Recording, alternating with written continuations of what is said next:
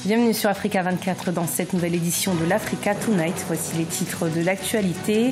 Clôture du processus électoral au Togo. 9 jours après la proclamation des résultats provisoires des législatives, 29 des 30 circonscriptions électorales ont vu leurs résultats validés par la Cour constitutionnelle. Dans l'actualité également, au Cameroun, l'heure est au bilan du recensement des agents de l'État. L'opération entamée en avril 2018 visait à traquer les agents fictifs de la fonction publique. Et puis Africa 24 vous propose une rétrospective de l'actualité africaine de 2018. En matière de culture, le continent a brillé à travers différentes œuvres, notamment cinématographiques. Nous y reviendrons en fin d'édition. Les résultats définitifs des élections législatives du 20 décembre sont connus au Togo.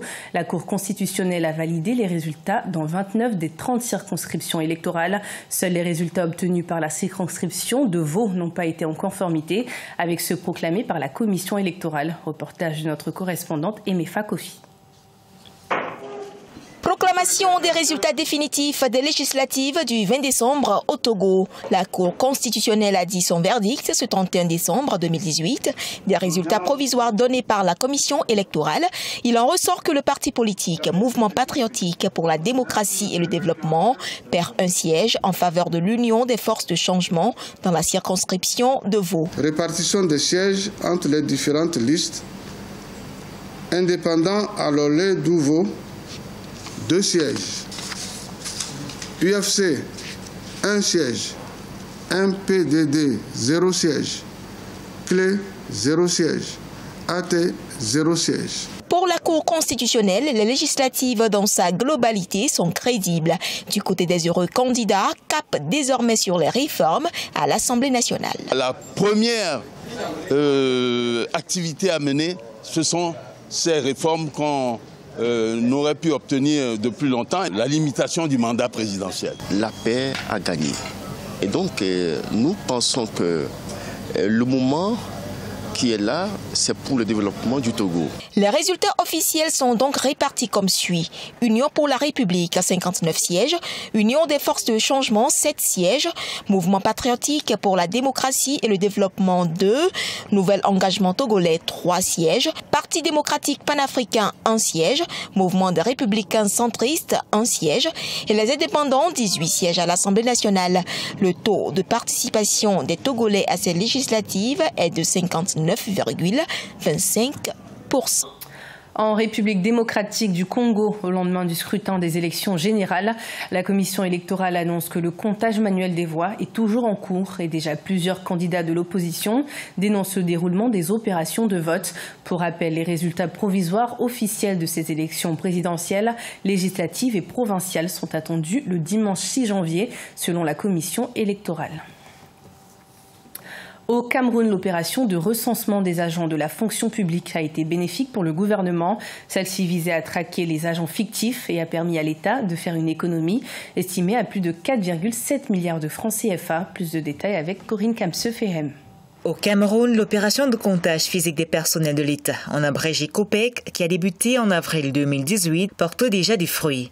Selon le bilan établi par le ministère des Finances, les suspensions de soldes intervenues ont permis de réaliser des économies budgétaires mensuelles de 394,7 millions de francs CFA, soit 4,7 milliards de francs CFA par an. Mais pour certains observateurs, l'enjeu est davantage dans la bonne répartition de la masse salariale. Ce qui est intéressant, c'est que dans cet assainissement du fichier solde, qu'on parvienne aussi à voir comment sont distribués les 1000 milliards de dépenses de personnel, parce que selon des rapports concordants, 30% de cet argent-là est distribué à seulement 15% des fonctionnaires. 9 mois après le début de cette opération de comptage, il ressort que 20 500 fonctionnaires ne se sont pas fait recenser. 4 621 agents ont vu leur dossier invalidé pour des raisons diverses et 645 agents publics déclarés décédés par des institutions bancaires et les postes comptables ont été suspendus du fichier solde de l'État. Par ailleurs, on note également la présence dans le fichier solde de 2732 pensionnés ou chefs traditionnels déjà décédés.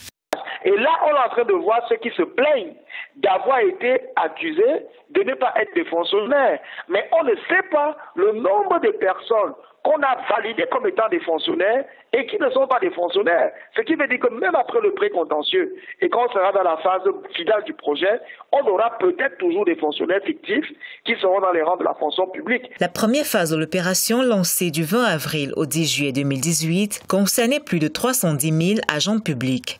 Une phase de précontentieux pour les fonctionnaires disposant de justificatifs a démarré le 26 octobre 2018 et s'achèvera le 4 janvier 2019. Ce toilettage du fichier solde de l'État s'inscrit dans le cadre de la lutte contre le phénomène des fonctionnaires fictifs. Le ministère des Finances préconise une meilleure gestion de la ressource humaine de l'État pour une bonne performance budgétaire. Et en cette fin d'année, Africa 24 vous propose de revivre les moments forts de 2018. Durant cette année, pas moins de 10 élections présidentielles ont eu lieu sur le continent.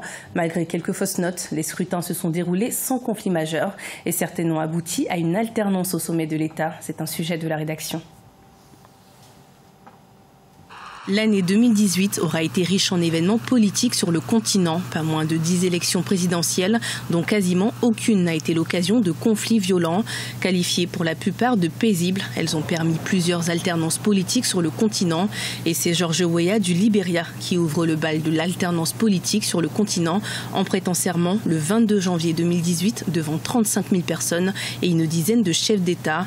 Et 3 semaines plus tard, Cyril Ramaphosa prend les rênes de l'Afrique du Sud le 15 février 2018 après la démission de Jacob Zuma, englué dans des scandales à répétition. La Sierra Leone connaîtra à son tour une alternance démocratique avec l'élection le 7 mars 2018 de Julius Maada Bio après que son prédécesseur Ernest Bai Koroma a renoncé à modifier la constitution pour un 3e mandat. Sans surprise, le maréchal Abdel Fattah al-Sisi s'est fait réélire en Égypte le 2 avril pour un second mandat.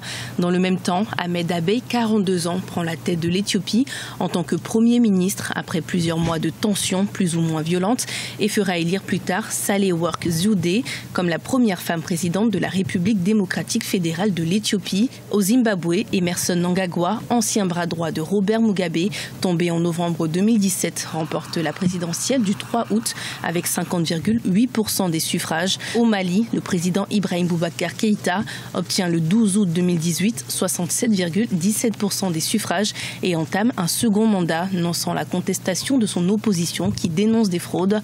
Comme son homologue malien, le président Paul Biya du Cameroun obtient une large victoire à la présidentielle du 7 octobre 2018 avec 71,28% des voix et entame un nouveau septennat placé sous le signe de l'unité du Cameroun. Le 19 décembre, les Malgaches se sont rendus à nouveau aux urnes pour départager au second tour l'ancien président Marc Ravalomanane et Andra Zoel, l'homme qui l'a renversé en 2009 à la suite de grandes manifestations. À l'issue de ce deuxième tour, l'ancien président de la transition, Andra Zoel, a été élu président de la République avec 55,6% des voix contre 44,4% pour son rival Marc Ravalomanane.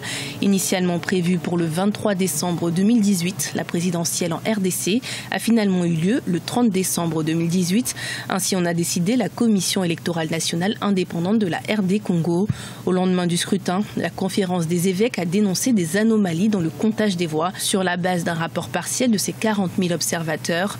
Les résultats provisoires officiels de ces élections présidentielles, législatives et provinciales sont attendus le dimanche 6 janvier selon la commission électorale. Et cette année 2018 a également été riche culturellement, de la mode à la littérature. Le continent a été mis en lumière et le plus bel exemple se trouve peut-être dans le cinéma où le film américain Black Panther a permis de porter à l'écran une nouvelle facette de l'Afrique, Mathilda Diaby. 2018 sonne comme l'année qui, à travers le cinéma, a révélé au monde entier un autre visage de l'Afrique. Sorti aux États-Unis en janvier 2018, le blockbuster américain Black Panther n'a pas dépeint le continent comme il est coutume de le constater à Hollywood. Il apparaît plutôt riche non seulement de ses ressources naturelles, mais aussi de ses hommes et de sa technologie. Les réalisateurs ont fait des références à l'Afrique très précises tout au long du film. Ils ont exploité le meilleur de la mode et de l'art africain. C'est vraiment ce qui est ressorti de leur travail et je respecte beaucoup cela. Tout comme Aaron et Amanda Kopp, de nombreux réalisateurs africains se sont attachés à faire apparaître à l'écran l'Afrique dans toute sa justesse. Il aura fallu plusieurs années à ces deux cinéastes originaires du Swaziland pour réaliser le documentaire d'animation Liana. Un documentaire qui jongle entre fiction et réalité pour raconter la douloureuse histoire de 5 orphelins swazis. Je ne dis pas que ce que racontent les films sur l'Afrique qui ont été faits jusque-là est complètement faux, mais je pense qu'ils ne se concentrent que sur certaines dimensions de la réalité. Nous vivons ici, donc nous savons que tout ce qu'ils montrent n'est pas entièrement vrai. Ce que nous voulons, c'est illustrer cette complexité d'une manière réaliste. Même si les critiques en ce qui concerne la sous-représentation des Noirs dans le monde du cinéma persistent, 2019 s'annonce encore plus prometteuse pour le développement du cinéma africain. Fin de ce journal, merci de votre fidélité tout au long de cette année 2018. Toute l'équipe d'Africa 24 se joint à moi pour vous souhaiter une très bonne fin d'année. Et restez avec nous, l'actualité continue en 2019, toujours sur Africa 24.